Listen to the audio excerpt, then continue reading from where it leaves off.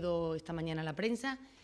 He visto que han salido los distintos grupos de la oposición, llámese Ciudadanos y el PSOE por un lado y el partido de Coalición por Melilla por otro, hablando del tema de presupuestos y la posición de cuál va a ser su voto de cara al próximo presupuesto, al próximo pleno de presupuestos que tendrá lugar, como bien sabéis, el próximo viernes 27. Como ya sabéis, el PSOE y Ciudadanos no hicieron ningún tipo de enmiendas a los presupuestos. Ayer fue el día que tuvimos la última comisión para tratar las posibles enmiendas que hubieran presentado los distintos grupos de la oposición, y ni el PSOE ni Ciudadanos, como he dicho, presentaron ningún tipo de enmiendas a los presupuestos, y solamente hubo enmiendas que presentaron el partido de Coalición por Melilla, que vi que uno de sus diputados ayer os estuvo explicando cuál era el sentido de sus enmiendas, y que por parte del grupo de gobierno se había votado en contra de sus enmiendas y que en base a esto su posición del voto iba a ser en contra el próximo viernes en los presupuestos. Pues bien, decir que las enmiendas que presentaron el grupo de Coalición por Melilla este pasado fin de semana, y ayer tuvimos la oportunidad de poder debatirlas en la última comisión de presupuestos, se trata de unas enmiendas que verdaderamente no tienen ningún tipo de argumentación. Su argumentación es puramente demagógica e inviable, como allí se lo hice ver ayer en la comisión. ¿Y por qué digo que son demagógicas e inviables las enmiendas que presentó Coalición por Melilla? Porque muchas de sus peticiones no son ni siquiera temas presupuestarios.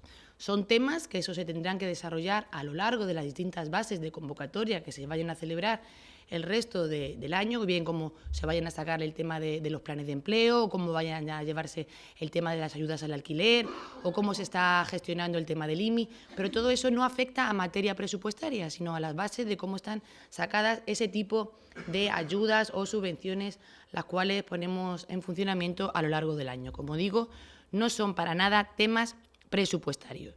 Y otras tantas de las enmiendas correspondería pues a partidas presupuestarias o a dinero que tendría que poner el Estado. Y como bien sabéis, a fecha de hoy todavía los presupuestos generales del Estado no están todavía ni en anteproyectos, ni lo están estudiando, y mucho menos están aprobados. Entonces, como digo, no se pueden plasmar en el presupuesto de la ciudad cantidades que sean completamente inciertas.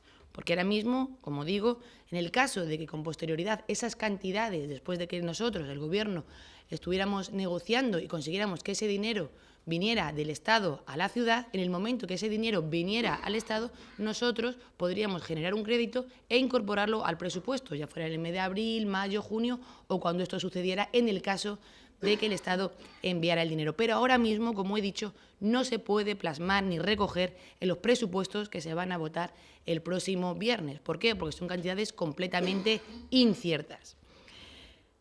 Los gastos que ellos han cuantificado, que he leído, que ellos argumentaban en que eran más o menos alrededor de 25 millones de euros, me imagino que ayer ya os lo desglosaron, eran alrededor de 4.800.000 euros para una familia, un empleo, le llamaron ellos, 6.650.000 para IMI, 7.900.000 para familias numerosas, 2.500.000 en materia de educación o 3 millones en ayudas al alquiler. Como yo les hice ver, yo no sabía qué datos han tenido ellos y qué criterios han utilizado para poder cuantificar estas ayudas en estas cantidades, porque es que la verdad que es que no cuadran ni a la de tres, o sea, no tiene ningún sentido cómo han calculado, ni qué cifras, ni qué datos han tenido en cuenta para poder calcularlos.